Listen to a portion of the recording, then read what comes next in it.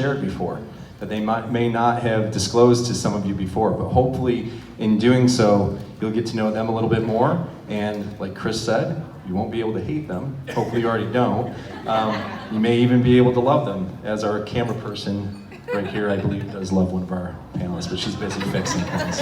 It's up to you guys to figure out who. But first things first, Joe Escamilla. Good afternoon, everyone. My name is Joe Escamilla. I manage the GSC and Govy mod settlement and reconciliation process for settlement operations. So if you got a mod out there that's Fannie or Freddie, it's me. My first thing that I want to unpack is an apple. You see, I was raised by a single mom who burned the candle at both ends and everywhere between. My parents were divorced when I was 5, and my mom was a teacher at the time, and she managed the bilingual program in a school district that we were in, Gregory Portland ISD. Anyone know where Corpus is? Corpus Christi. Portland's just north of that. So that's where I grew up. While she was teaching, she would spend the whole day in class. She taught kindergarten, so you can imagine how rough that is. She would leave the classroom, we would walk home, my brother and I, from school. She would go home, cook something really quick, and then off she went over to Corpus to go to Texas A&M Corpus Christi.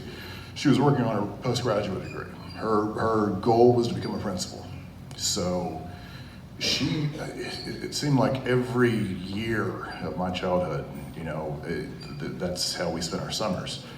She would be in class and I'd be watching my brother. And it wasn't easy because my brother and I were hellions. I mean, there was the night that we almost burned the house down and she came home, the fire department was there. We were like nine and 6, yeah. And so we definitely didn't make it easy, not because we wanted to, because we were kids, we didn't know any better.